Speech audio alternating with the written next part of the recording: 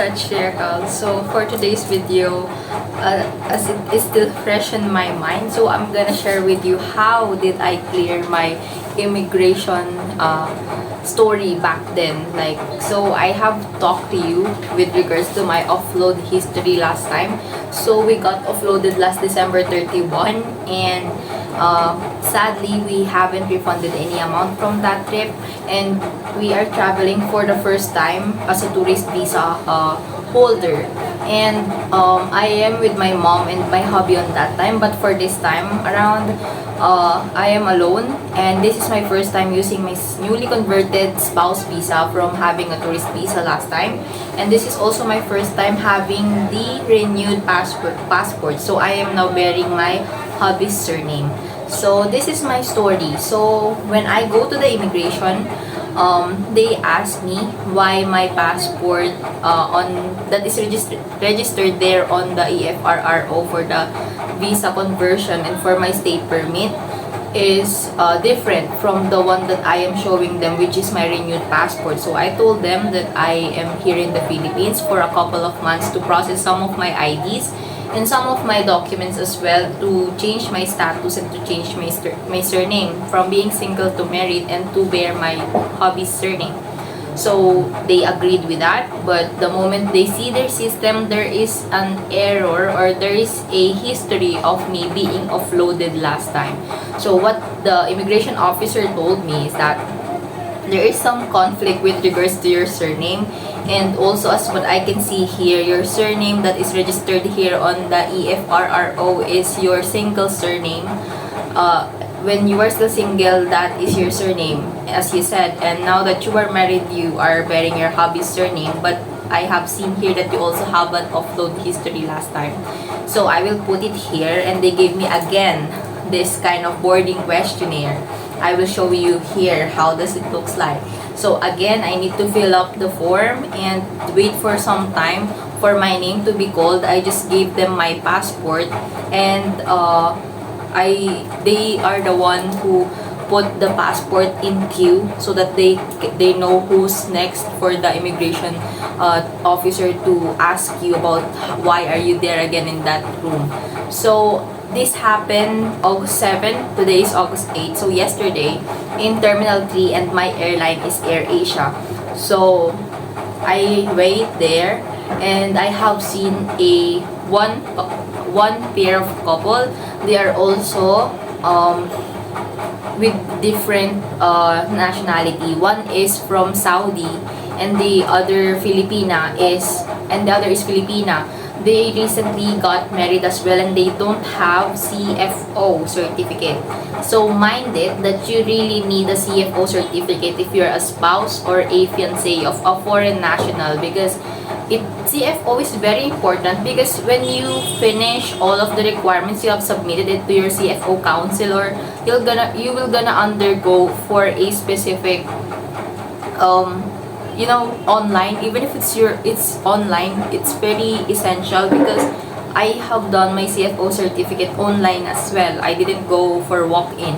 So because it's more convenient if you will do it online, they will have a telecounseling.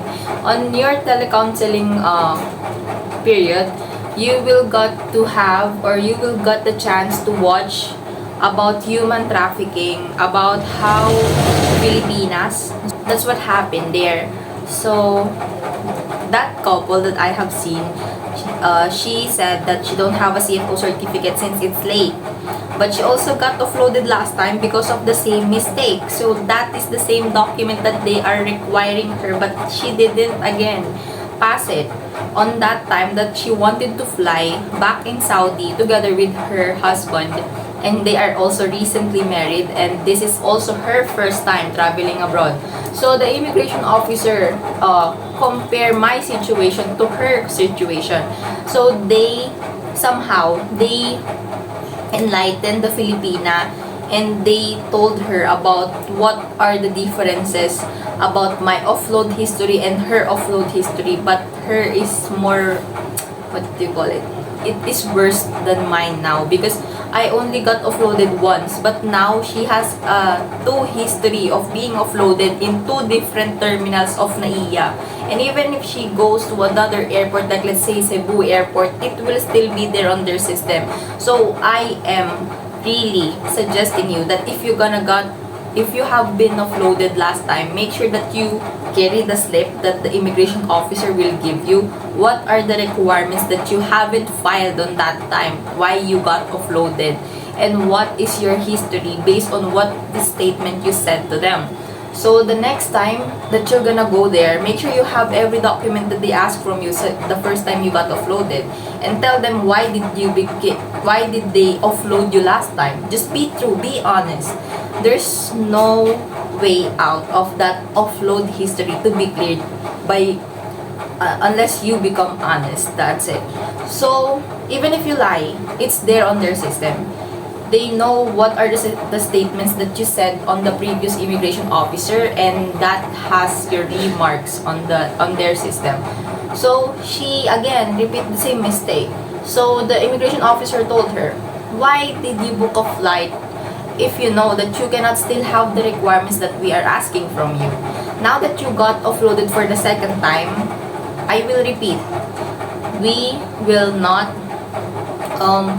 we will not let you again go out of the country because you cannot wait for the specific document that is very necessity for all of the Filipinos who married a different nationality. So they said CFO is very, very, very essential. Never go out of the country if you will declaring that you will gonna meet your boyfriend, spouse, or you're gonna be soon married. So always bring CFO certificate with you. Never book a flight if you don't have your CFO certificate. Even if it's already in your email, if you haven't printed it out, you should print it out. Okay? And on that telecounseling, they will tell you more about why do they need to have this kind of requirements. Why do you need CFO? By the way, CFO means Commission on Filipinos Overseas. I got cleared of the offload history and everything goes so smooth after that. She just asked me if I have the documents with me yesterday, if I can show it to them just to make sure that the requirements they asked from me before that they said it's required is I have it already. And they have seen the stamp on my previous passport as well that I have successfully entered India last February 23, which is our third try, because our second try is also failed because of the airport. There is a problem last time, January 1, if you still remember on the news there in the Philippines. So yeah, that is my tip. Just be honest. Query all the documents. Never book a flight if you don't have your documents. It is also for your safety and it's also for your knowledge on what you should do if something bad happens to you when you're all alone in a very different country, no? So those are my tips for you.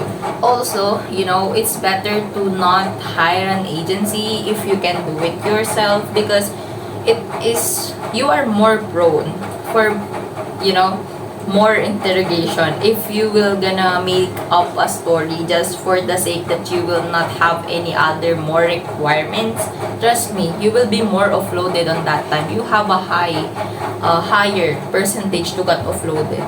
So please don't hire an agency. Be yourself. Be truthful to whatever statement you're gonna say to them, and don't be so anxious making up stories, because it will make you it will let them know that you are not saying anything that is true. Even yourself, you can literally show your face that you're lying to them, and you're gonna get an offload history, and it's very, very crucial.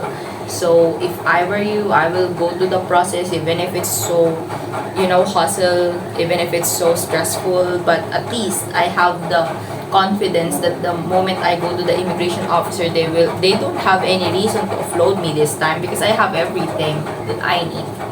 So I entered India yesterday, or should I say August 8th, because it's midnight already. So now I'm gonna talk about AirAsia. So my hubby thought that there's a meal included with the tickets that he bought for me. So I am also very confident that I have it. But the moment during the flight, I asked the flight attendant if this ticket has a meal included with it. And they said there's none. So I'm glad I carry a pack of snack with me.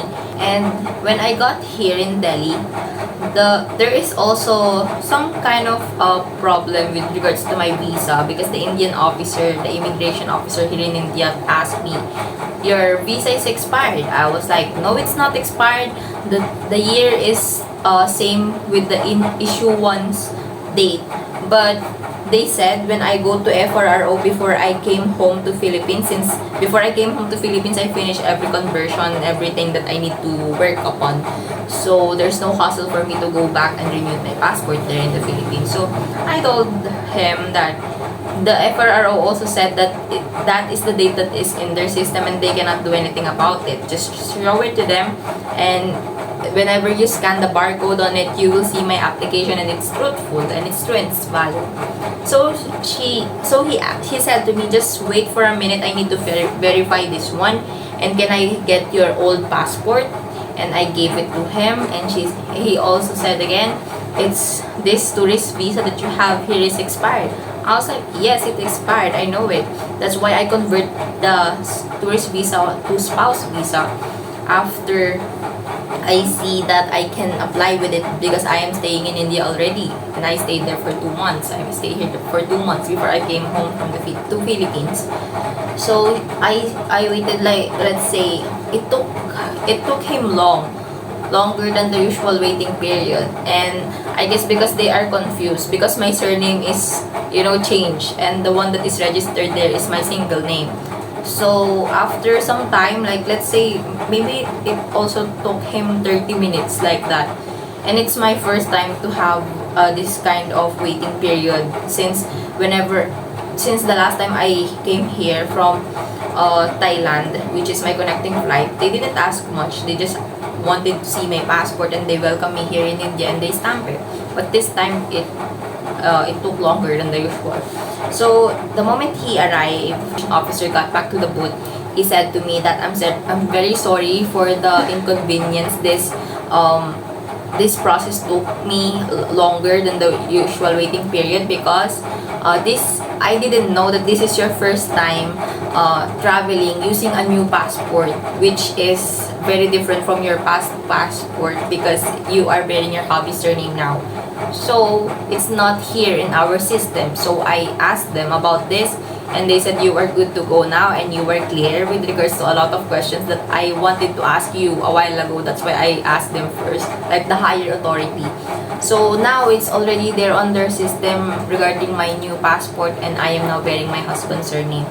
And he also said to me that this will be the first and last time that you will gonna be waiting or having trouble with regards to your surname and to your visa.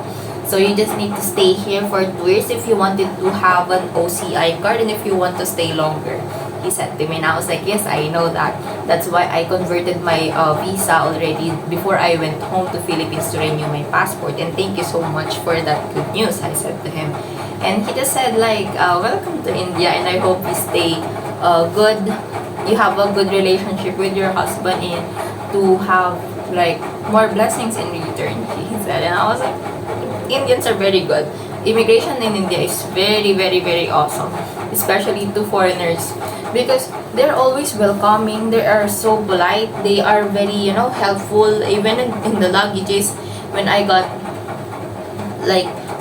trouble picking up my luggage because it's 25 kg and I cannot handle more weight like 25 kg in one hand or 2 hands, even 2 hands, no, because I am also carrying 7 kg backpack. So that is my tip.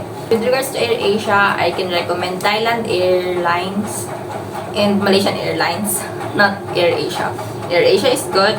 It's cheap in price, yes it is, but you need to do some kind of do-it-yourself when you were there on the flight. They sell, every kind of airline sell expensive stuff inside the airplane during the flight. But the deal here is that if you didn't pre-book your meal on flight, and if you wanted to pay them during the flight, they might or might not accept Philippine peso. So you need to have the currency of the connecting flight where you will gonna go. Like for my experience, it's Malaysian ringgit since I'm having a connecting flight in Malaysia. And then the moment I wanted to buy something from Malaysia to Delhi, they are now accepting Indian rupees, which I don't have on that time. I only have Philippine pesos, so I'm not prepared for that one. And I'm not carrying any kind of Visa card or debit card or whatever kind of card. So I'm only bringing my Philippine peso that time. So it's like I don't have a choice. So if you are for the less expensive one for the ticket, you might go for AirAsia, but the cons is that there's no space, there's no entertainment during the flight. You need to have download some movie so that it will keep you entertained during the flight, or a book on your hand carry bag so that you can read books during the flight, or download music so that you can listen all throughout your flight. And for the food, you can pack things that is not smelly, or you can just have on the go, like biscuit, snacks, sandwich, or some kind of dish that is dry, doesn't have any sauces on it, and rice. That's my tip. Very limited number of comfort room. So yeah, those are my cons about AirAsia. Other than that, it's good. The flight attendants are okay. They are very hospitable. They are they are approachable, and they are very friendly as well and nice.